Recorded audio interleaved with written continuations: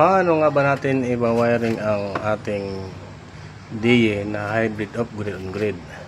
So ito, meron tayong tutorial kung paano natin siya i-wiring. Unahin muna natin guys yung ating AC. Sa ganito setup pala, dalawang klaseng kuryente ang ating ginagamit. Isang DC at saka isang AC. Ito yung sa AC side natin. Yung mga breaker na yan. Ito naman yung ating DC side. Ito yung galing sa solar panel na tatlong string, 8 panel, 8 panel, 8 panel. So DC ang kuryente na dumadaloy dyan. So ito yun. Ito mga breaker na ito, DC yan. At ito naman yung kanyang surge protecting device. Yan. Yan yung protector ng DC. Ito naman yung ating protector ng AC. Kung sakaling mayroong mag-surge na kuryente, siya ang magda-divert sa ground. Unahin muna natin yung ating load side or backup side. So ito yung ating neutral, ito yung ating line. Sa grid side naman, ito naman yung ating neutral, itong gitna.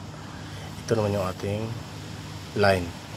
So meron tayong generator, neutral at saka line. So yun lang yung tatlong terminal port na pagkagabitan ng ating AC side. Ito sa kabila ay DC na yan, battery na yan. Dito na battery niyan, papunta dito. So ito naman yung sa solar panel, DC rin yan. Ito yung ating PB1, PB2, PB3. Kaya tatlong string yan. Tatlong string na tig 8 series. Ayan, PB1, 8 panel. PB2, 8 panel na naka-series. PB3, 8 panel din. So yan yung DC side natin na kuryente. Ito naman yung dilaw. Ito yung ating BMS communication. Papuntahin dito sa battery. Yan yung nagko-communicate yung battery at saka yung ating inverter. Silang dalawa nag-uusap dyan. Ngayon, pagdating sa AC side, ito lang din tatlo. Pero ngayon wala matang generator nakakabit. Ang gagamitin natin ay itong dalawa lang. Itong grid line at saka yung backup load. Kung tawagin ay critical load. So yung load na yan, paglabas niyan dyan, lalagyan mo natin siya ng breaker. Papupuntahan dito sa 63 ampere na AC breaker. Paglabas naman yan, pupuntahan doon sa ating automatic transfer switch. Ito dyan sa reserve, dyan sa pupunta. At itong normal naman, yan naman yung galing sa grid na manggagaling din dito. So i-wiring muna natin yung ating load side. So ganyan na guys ang mangyari sa ating load side. Mula sa load side, pupunta sa dito sa itong breaker na to, 63 ampere. Ngayon, paglabas ng breaker, pupunta siya dun sa ating reserve ng ATS. Yan yung automatic transfer switch. So nasa reserve siya. Yan lang guys yung sa load side. So isusunod na natin ngayon yung ating grid side. So ito, yan yung grid side na yan. Yan, dyan naman tayo maglalagay ng power mula dito sa breaker na to. Yan, ganito ngayon mangyayari sa ating AC wiring. Ito yung ating load side, pumunta yan dito sa circuit breaker dito. Tapos yung atin namang paglabas niya, pupuntahin doon sa reserve ng ATS. Tapos yung normal power naman ng ATS manggagaling sa grid, galing yan dito sa breaker na ito. So yan, pumunta yan sa normal ng ating ATS. Ito naman sa reserve ng ating ATS. Ito yung galing sa inverter sa load side. Yan, load side. So yung ating grid naman, ito yung grid natin, pupunta yan dito sa breaker na ito. So ibig sabihin, ito yung supply ng ating inverter. Pag inon mo yan, papasukan na ngayon ng kuryente itong ating grid. Yan. So ganyan lang ang ating linya sa AC, sa AC side. So tapos ito ngayon sa AC side, ganyan lang sa kadali. Ito naman ating main breaker. Dito manggagaling naman yung supply ng grid. Papasok yung grid dyan, tapos lalabas dito, pupunta ito sa ating pangalawang breaker ng inverter. Ito ay pinaka switch niya lang, switch. At the same time, meron din naka jumper dito na wire mula dito sa line at saka neutral papunta dito sa ating SPD or surge protective device, na kung saan kung sakaling mag-surge yung kanyang kuryente, sumobra doon sa limit na 275 volts, ita-drop niya sa ground yung iba. Itong line connected sa ground, ang pinaprotektahan naman niya para hindi ma-over voltage yung ating inverter. Kasi pag pinasukan ng malaking voltahe yung ating inverter, posibleng masira yung ating inverter. Kaya yun yung trabaho nitong ating SPD. So hanggang 275 volts.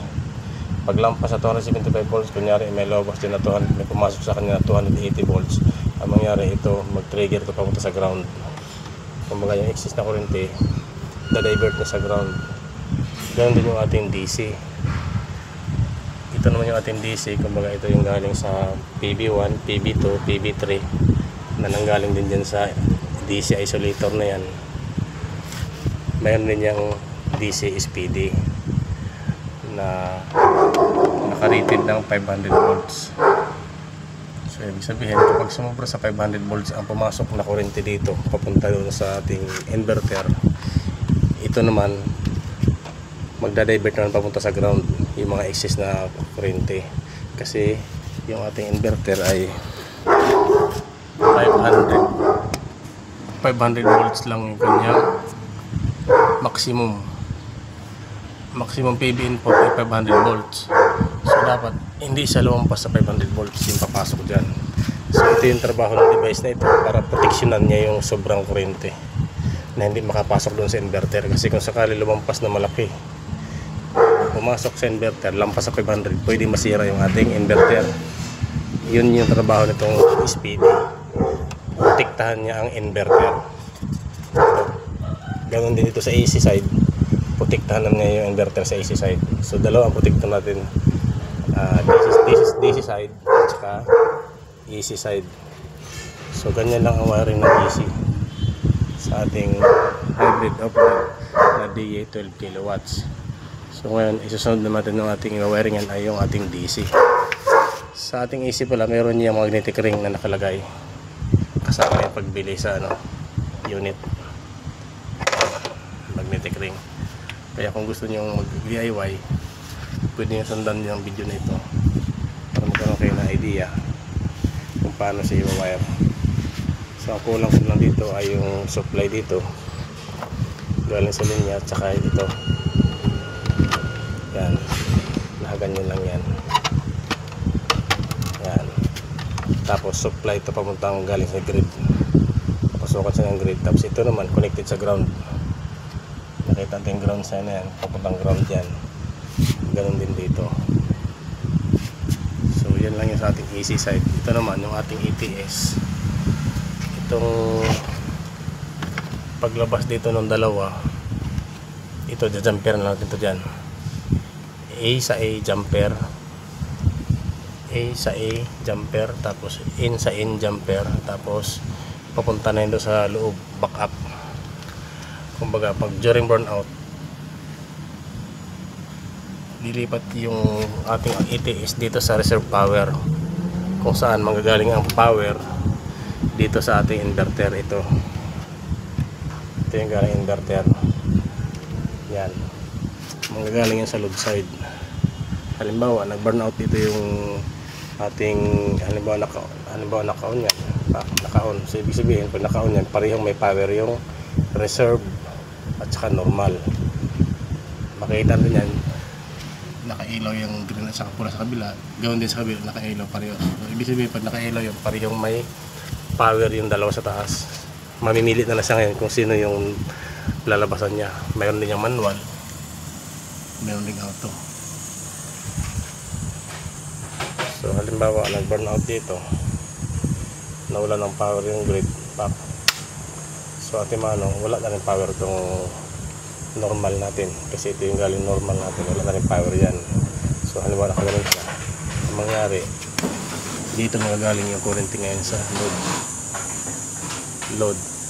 Diyan lang may power galing sa battery, tapos yung power na yan pupunta dito, iikot hanggang doon sa 18